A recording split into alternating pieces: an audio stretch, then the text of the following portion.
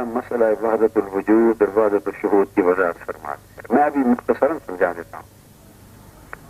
یہ جو لوگ بحث کرتے ہیں اور مخالفت کرتے ہیں وحدت الوجود کی یا وحدت الشہود کی، یہ سب بسبب جہالت. یہ جو لکھنے والے ہیں ایکچولی ان کو اس کا معنی معلوم نہیں ہوتا کہ اس سے مراد صوفیاء نے اور عرفاء اور اولیاء اللہ نے کیا. میرے نزدیک جو اس موضوع پر ایک بات آپ نے قرآنی فلسفہ انقلاب کے آخر پہ طاہر حمید تنولی نے کسی زمانے میں مجھ سے سوال پوچھا تھا اور خط لکھا ہے میرا. میں وحدت الوجود اور وحدت الشہود میں نزاع کو محض لفظی نزاع سمجھتا، حقیقی نزاع نہیں سمجھتا. حضرت مجدد الفسانی رحمۃ اللہ تعالی علیہ سے قبل جتنے اولیاء کرام، اولیاء کبار اور عرفاء ہوئے ہیں جنہوں نے اس موضوع پر لکھا ہے، ان ساروں کا مضمون وہ وحدت الوجود کی تائید میں لکھا کرتا. پوری تاریخ جتنا کچھ لکھا ہوا ملتا ہے. ویسے تو سب سے زیادہ باضابطہ لکھنے والے شیخ اکبر ابن عربی رحمۃ اللہ علیہ، باقی اور بہت سو نے لکھا. حضرت مجدد الفسانی رحمۃ اللہ علیہ نے آ کر اس کی دوسری توجیہ اور دوسری یعنی اسی حقیقت کی دوسری توجیہ اور دوسری تشریح کی، جسے وحدت الشہود کا نام ہے. اس کے بعد جا کر بعد کے علماء میں یہ بحث چھڑ گئی. اس پر شاہ ولی اللہ مقدس دہلوی نے جو موقف اختیار کیا ہے میرا وہی موقف ہے. شاہ ولی اللہ کے ہاں بھی یہ نزاع لفظی ہے، نزاع حقیقی نہیں. شاہ ولی اللہ مقدس دہلوی رحمۃ اللہ علیہ کا اس کے اوپر ایک اچھا مکتوب بھی ہے. ان کی کتاب ہے التفہیمات الالہیہ. وحدت الوجود کو اگر سمجھنا ہو، اب یہ اتنا ادق موضوع ہے، آپ جب کوئی عبارتیں پڑھیں گے آپ کو سمجھ ہی نہیں آئے گی. میں نے اس لیے کہا کہ آپ نے کیا لینا ہے. وحدت الشہود کے لیے تو معتبر ترین تحریر اور معتبر ترین جو کلام ہے وہ حضرت مجدد الفسانی رحمۃ اللہ علیہ، مستند اور فقہ کلام. یہ اس کے اوپر پھر آگے چیزیں جو آپ کے اتباع نے جو اس کی تشریح میں بیان کیا. اور وحدت الوجود پر نہایت فقہ اور معتبر اور علمی کلام وہ حضرت شیخ اکبر محی الدین ابن عربی رحمۃ اللہ علیہ کا. اور فتوحات مکیہ جو کتاب ہے اس کی ابتدا میں کئی 100-150 صفحات مقدمہ میں انہوں نے اس کے اوپر بیان کی. پھر خصوص و حکم کے اندر بھی بیان ہے اور بھی بہت سے مقامات. مگر یہ ساری وہ چیزیں ہیں جو آپ کی سمجھ میں نہیں آئیں گی کیونکہ اصطلاحات ادب کی. اور مثلا وہ تو لکھ جائیں گے نا تنزلات خمسہ کا نام آ جائے گا، اب اس کے بعد آپ شروع ہو جائیں گے تنزلات خمسہ کیا، یعنی ایک ایک اصطلاح استعمال ہوگی پھر آپ اس کے مفہوم کے پیچھے پڑ جائیں گے کہ پتہ ہی نہیں ہوگا وہ تنزلات خمسہ ہیں کون سے. پھر ان میں سے ایک ایک کی آگے تعبیر و تشریح کیا ہے، پھر دوائر کی بات آ جائے گی، یہ لمبی چیزیں. اب میں ان تمام مشکل اور ادق یہ اللہ پاک کا وہ حظ ہے عطا کردہ یا وہ خزانہ اور اس کی نعمت، اس میں سے ایک جو نعمت ہے وہ تسہیل بھی ہے. کیا؟ تسہیل المشکلات. اس لیے میں اس کو اتنا آسان سا کر کے مختصر سمجھا دیتا ہوں کہ آپ کو لب لباب سمجھ آ جائے. وحدت الوجود کا اعتقاد رکھنے والے وہ مثلا کل شیء ہالک الا وجہ اس سے استنباط کرتے ہیں. وحدت الوجود کا بھی اسی سے کریں گے، وحدت الشہود کا بھی اس سے کریں گے. ہر چیز ہلاک ہونے والی سوائے اس کی وجہ کے، اس کی ذات کے، اس کی وجود مضبوط کے. میں اس کو جب اس کی بحث میں پڑھتے ہیں تو چونکہ یہ فلسفہ، اس میں فلسفہ آ کے داخل ہو جاتا ہے، پھر وہ فلسفہ کی جب اصطلاحات میں پڑھتے ہیں تو میں وہاں قطع تعلق کر لیتا ہوں اس بحث. اب یہ میرا ایک ذوق ہے. جب وحدت الوجود اور وحدت الشہود کی بحث میں فلسفہ کی اصطلاحات داخل ہو گئی میں قطع تعلق کر لیتا ہوں، اس لیے کہ فلسفیوں کے باپ کو نہیں پتا یہ کیا چیز ہے، تو فلسفیانہ اصطلاحات سے اس کا مسئلہ کیسے حل ہوتا ہے. یہ فلسفیوں کا بحث موضوع نہیں ہے، یہ موضوع تو اولیاء اور عرفاء اہل اللہ کا ہے. لہذا بحث کسی اور موضوع کی ہے اور اصطلاحات کسی اور مضمون کے آپ لے کے اس سے خلط ملط ہو جاتا ہے اور بحث زیادہ پیچیدہ ہو جاتی ہے، بحث زیادہ پیچیدہ ہو جاتی ہے. تو صوفیاء کی بات جو صوفیاء کی اصطلاح اور زبان میں سمجھائی جا سکتی ہے اس سے زیادہ اچھا طریقہ اور کوئی. وحدت الوجود کا مختصر مفہوم یہ ہے کہ اس کے تحت یہ عقیدہ توحید کی ایک تشریح ہے. کہ جیسے ہم اس عقائد میں کہتے ہیں علم کلام میں کہ واجب الوجود اللہ کی ذات، ان کے نزدیک واجب الوجود کو وہ وجود حقیقی کہتے ہیں، وجود حقیقی، اور باقی جتنے موجودات عالم ہیں ان کو وجود اعتباری کہتے ہیں، وجود اعتباری۔ اس پر ویسے میری 80s کے اوائل میں جب تصوف کے دروس دیا کرتا تھا، اس زمانے بعد دروس میں کسی بعض ایک دو مواقع پر میں نے خطابات میں بڑی مفصل اصطلاحات کے ساتھ، تفصیلات اور جزیات کے ساتھ 2-4 مواقع پر اس پر میں نے خطاب اور درس دیے۔ اس زمانے میں بعض شرکاء کو تھوڑا زیادہ شاید یاد ہو، بہت عرصہ پہلے کی بات۔ تو ان کا مدعا یہ ہے کہ وجود حقیقی ساری کائنات میں صرف اللہ کا ہے، اور باقی ہم جو کچھ بھی اس کائنات میں نظر آ رہا ہے یہ موجودات عالم، ان کا وجود وجود اعتباری ہے۔ اور وہ پھر جب تنزلات خمسہ میں کہتے ہیں تو وہ یہ کہ وجود حقیقی اس کے انوار اور اس کے صفات اور اس کے اسماء اور اس کی افعال کا ظہور ہے، اور یہ وہ جو ان کے افعال کا ظہور ہوتا ہے اور وہ بعض وجود اس کے اس ظہور سے متعلق ہیں، انعکاس ہیں، اور ان کا وجود جو نظر آتے ہیں وہ حقیقی نہیں، وہ ان کے ظہور کی وجہ سے اعتبار کیا جاتا ہے، دکھائی دیتے ہیں، نظر آتے ہیں، اور ان پر احکام کا اجرا ہوتا ہے۔ اس کی امام غزالی نے بھی مثالیں دی رحمۃ اللہ علیہ، وہ بھی وحدت الوجود کے قائل۔ مثال وہ دیتے ہیں جیسے آپ شعلہ جوالہ ہوتا ہے، آپ ایک لکڑی کو جلا لیں، چنگاری سی لے لیں نا بڑی، اور اس کو تیز رفتاری سے ایسے ایسے گھمائیں، اتنا تیزی سے گھمائیں تو وہ آپ کو پورا کا پورا دائرہ نظر آئے گا، آگ کا شعلہ جوالہ دائرہ نظر آئے گا۔ وہ کہتے ہیں کہ دیکھنے والا پورا مکمل دائرہ دیکھ رہا ہے، مگر وہ دائرہ ہے نہیں، ایک ہی وجود ہے۔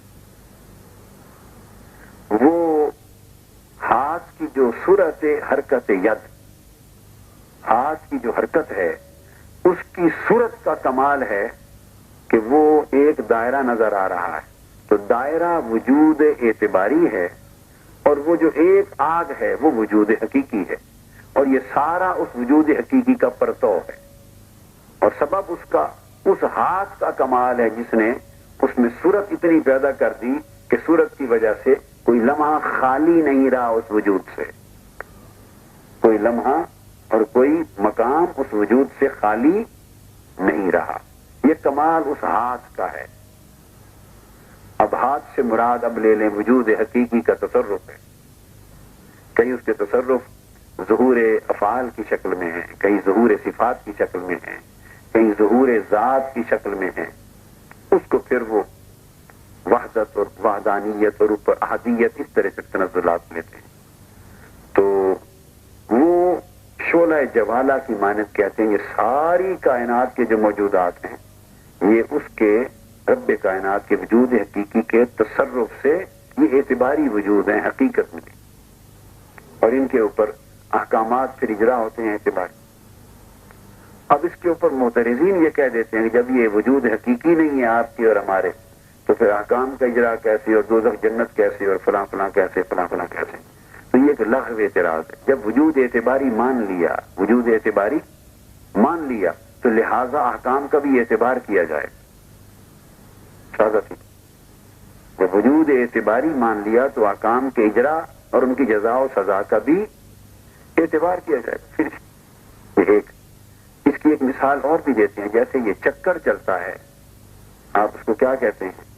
گرد باز جو چکر نہیں چلتا، آندھی آتی، بگولا جو ہوتا ہے، اچھا وہ آپ تیزی کے ساتھ ایسا اس میں دیکھتے ہیں۔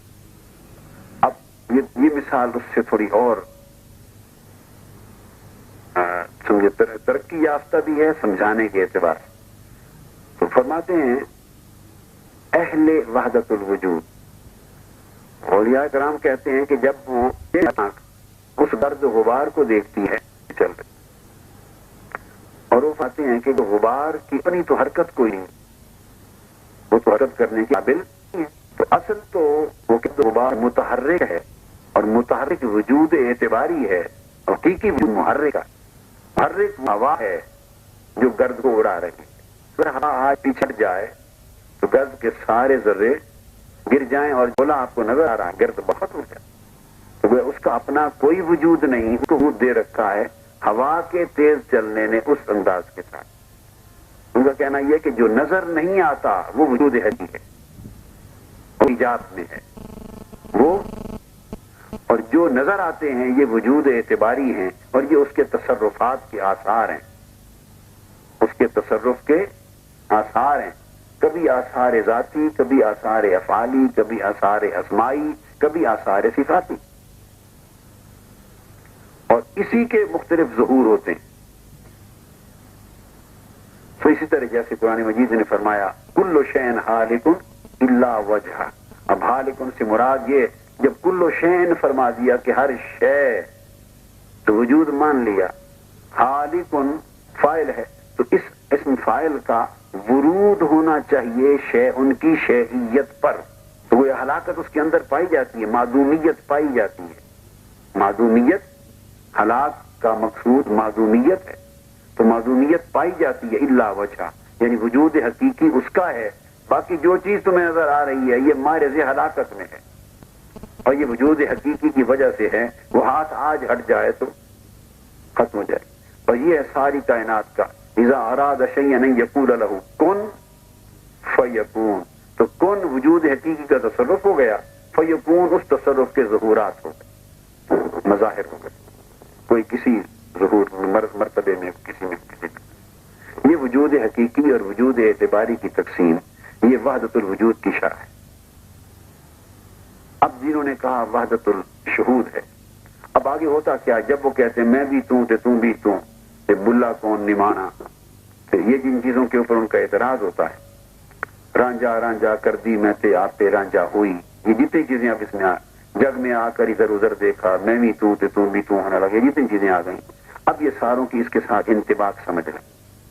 انطباق یہ ہوتا ہے کہ اولیاء کرام وہ پھر جب ریاضت اور مجاہدہ کرتے ہیں تو ان کے حجابات مرتفع ہوتے ہیں، جب ارتفاع حجابات ہوتا ہے تو پھر وہ کہتے ہیں کہ یہ سارا کچھ جو وجود اعتباری ہیں ان کو اولیاء کرام وجودی توحید کے درجے میں حجابات بھی کہتے ہیں، اور شہودی توحید کے درجے میں بھی حجابات کہا جاتا ہے، تو یہ سارے حجابات ہیں، یہ سارے حجابات ہیں، لہذا حتیٰ کہ حجابات کے نفس کے بھی حجابات، افعال کے حجابات، یہ پھر نیا مضمون ہے، صفات کے حجابات، کیوں کہ وہ صفات ظہور میں ہیں تو وہ ان کے حجابات ہیں، تو وہ فرماتے ہیں جب ان کی ترقی ہوتی ہے روحانی، اور روحانی ترقی کرتے کرتے حجابات اٹھنے لگتے ہیں، حجابات نفس کے حجابات اٹھتے ہیں، عقل کے حجابات اٹھتے ہیں،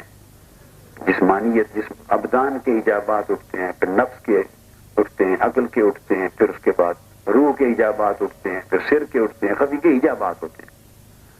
اب جب حجابات اٹھتے ہیں حجابات، اور وہ پھر وجود حقیقی کا جو پرتو ہے، یہ وجود حقیقی کی تجلیات کے قریب تر ہوتے چلے جاتے ہیں، قریب تر ہوتے چلے جاتے ہیں، تو انہیں یہ بات آشکار ہوتی چلی جاتی ہے کہ سب وجود اعتباری تھے، تو جب تک وجود حقیقی کا جلوہ نظر نہیں آتا تب تک وہ اس وجود اعتباری کو موجودات حقیقی سمجھتے رہتے ہیں، مشاہدے کے باب سمجھتے موجودات ہیں، تو جو حجاب اٹھتا چلا جاتا ہے، ایک اٹھتا ہے تو پتہ چلتا ہو یہ تو وجود اعتباری تھا، اس کا تو اپنا وجود نہیں تھا، یہ تو کسی کی وجہ سے قائم تھا، یعنی قائم بالغیر تھا، قائم بالذات نہ تھا۔ مختلف زبانوں میں آپ اس کو سمجھ سکتے ہیں، اس کو قائم بالغیر کہیے، قائم بالذات نہ تھا، تو وہ کہتے ہیں جو قائم بالغیر ہوا، قائم بالذات نہ ہوا، تو وہ قائم کیا ہوا؟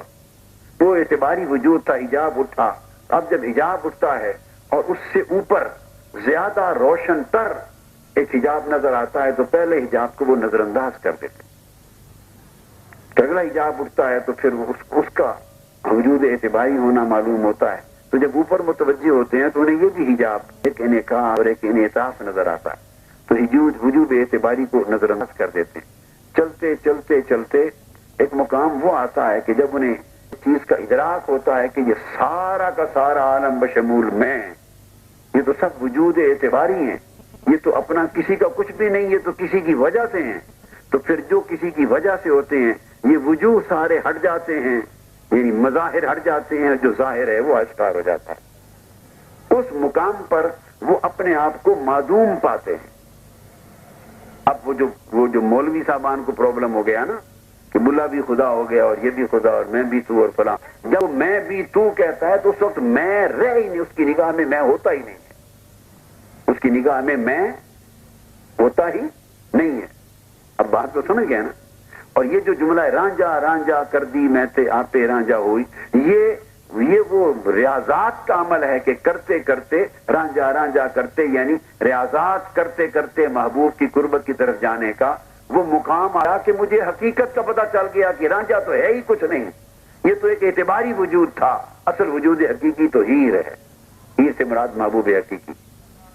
تو رانجا رانجا کر دی میں تے آتے رانجا، یعنی وہ جو رانجا محبوب حقیقی تھا، یعنی اس کو محبوب حقیقی کو اللہ اللہ یا رانجا رانجا اللہ اللہ کرتے کرتے کرتے کرتے، مطلب میں نے اتنے حجابات اٹھاتے چلے گئے، اٹھتے چلے گئے کہ وہ جو خیال تھا میرا کہ میں ہیر ہوں اور وہ رانجا ہے، جب حجابات اٹھ گئے تو پتہ چلا کہ یہ تو سارے وجود اعتباری تھے۔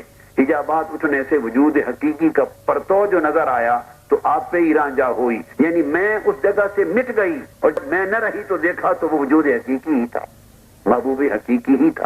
ذاکر ہمہ ذکر و ذکر مذکور شبد، ذاکر ہمہ ذکر، ذاکر پہلے پھر ذکر بن جاتا ہے اور ذکر پھر مذکور، یعنی حجابات اٹھتے چلے جاتے ہیں اور اپنے آپ کو مقام عدم میں معدومیت میں دیکھتے چلے جاتے ہیں، اور جب خود معدوم ہوتے چلے جاتے ہیں تو وجود حقیقی کا جلوہ اشکار تر ہوتا چلا جاتا ہے۔ یہ ان تمام چیزوں کا معنی مفہوم ہے۔ لہذا جب وہ یہ کہہ رہے ہوتے ہیں انا الحق، تو انا ہوتا ہی نہیں ہے اس وقت، وہ انا کا لفظ اس کے اعتبار کی وجہ سے صرف کہا اس نے، انا الحق، میں حق ہوں۔ اب میں صرف اس لیے کہہ رہا ہے کہ وہ اعتباری دنیا کو بتا رہا ہے کہ وہ میں جو وجود اعتباری تھا وہ میں ہوں ہی نہیں، اور جس کو آپ اور میں سب مل کر میں سمجھ رہے تھے وہ میں نہ تھا، وہ حق ہے، کیونکہ وجود حقیقی وہ ہے اور میں تو اس کی وجہ سے قائم تھا۔ تو جب وہ انا الحق کہتا ہے تو اس انا سے مراد وہ انیت اس کی ختم ہو چکی ہوتی، وہ اعتباراً کہتا، وہ اسی طرح کے تمام چیزیں، تو وہ دراصل وجود اعتباری کی نفی کرتے ہیں اور وجود حقیقی کا اثبات کرتے ہیں۔ لا الہ الا اللہ، اس میں وجود اعتباری کی نفی اور وجود حقیقی کے جب اثبات ہوتا ہے تو وہ نفی کامل ہو جاتی، اس لیے پھر وہ اس کیسے کلمات ارشاد کرتے ہیں۔ اب جن کو سمجھ نہیں ہے، نہ انہوں نے یہ سمجھنا نہ کبھی پڑھنا، وہ سمجھتے ہیں دیکھو جی بھی بولا بھی خدا تے بھی خدا تے، ساروں کو خدا کہتے ہیں، یہ بات نہیں ہوتی۔ اب وحدت الشہود، ساری بحثیں وہی ہیں، صرف فرق یہ ہے کہ وحدت الشہود کے جو قائل جنہوں نے یہ شرح کی ہے توحید کی، وہ فرماتے ہیں کہ وہ جو وجود اعتباری جس کو وہ معدوم پاتے ہیں، وہ یہاں ایک مقام پر صرف فرق مشاہدہ کا ہے۔ فرق کیا ہے؟ فرق مشاہدہ کا، اور وہ فرق یہ ہے کہ وہ سمجھتے ہیں ایک مقام پر آ کر کہ جس کو اس نے کہا کہ یہ حجابات اٹھ گئے تو یہ کچھ نہ تھا کچھ تو خدا تھا، کچھ نہ تھا تو خدا ہوتا، ڈبویا مجھ کو ہونے نے، نہ ہوتا میں تو کیا ہوتا، یعنی یہ جو ڈبویا مجھ کو ہونے نے، نہ ہوتا میں تو کیا ہوتا کا اشارہ مرجع تو ضمیر میں ہی کی طرف سے ہے نا، مگر اب جب اپنے آپ کو اس نے معدوم پایا تو اس جگہ پہ حق کا جلوہ دیتا۔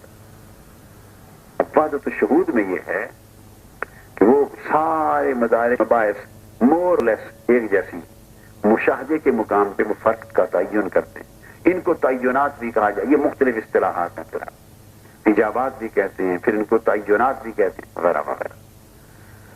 تو وحدت الشہود میں یہ ہوتا ہے ان کے نزدیک ایک مقام آتا ہے جہاں وحدت الوجود کی بات کرنے والا عارف وجود اعتباری کو حقیقت میں معدوم دیکھتا ہے، کیونکہ اس کی نگاہ جب اس پر پڑتی ہے تو اس کو معدوم دیکھتا ہے، یعنی وہ ان کے نزدیک یہ ہوتا ہے کہ اسے وجود حقیقی کی جب اصل معرفت نظر آتی ہے تو اس معرفت کے باعث وہ اعتباری وجود معدوم ہو جاتے ہیں. بس صرف اتنا ایک نقطے کا فرق ہے. وحدت الشہود کی تعبیر یہ ہے، وہ کہتے ہیں کہ وہ وجود جن کو ہم اعتباری کہہ رہے ہیں وہ بھی موجودات ہیں اللہ کی امر سے قائم.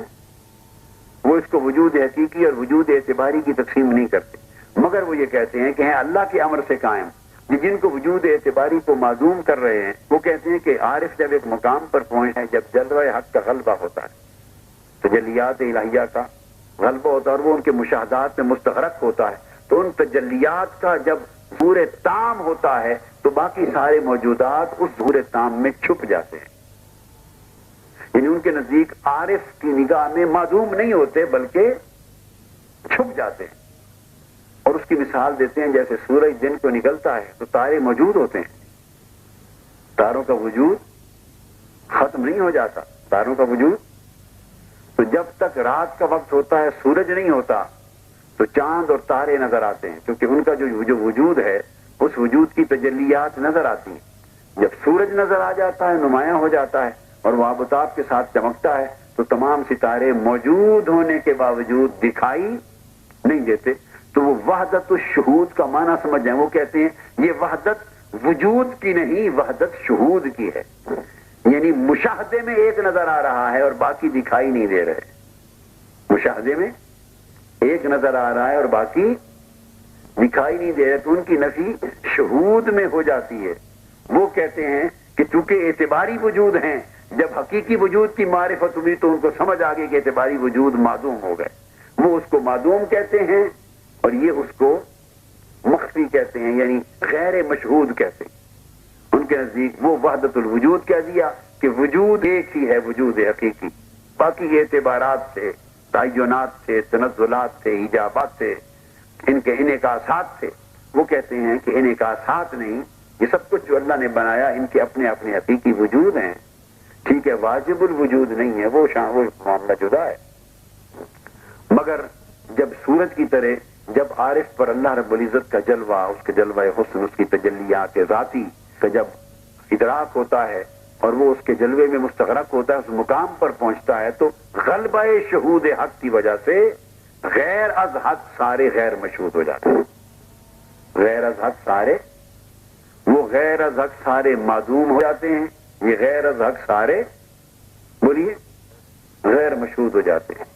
اب یہ اپنی اپنی تعبیر، اس پر پھر اولیاء اور عرفاء نے اپنے اپنے احوال کا بیان کیا، اپنے اپنے احوال کا بیان کیا کہ اس مقام پر پہنچ کر بھی فلاں نے موجودات کو تو دیکھا، احکام کا اطلاق ہوا. تو میرے نزدیک بات یہ حقیقت ایک ہی ہے. اولیاء کرام کے بیان کرنے یا اس کے اظہار کرنے اور اس کی تشریح کرنے کے، اس کی تشریح کرنے کے پیرائے جدا جدا.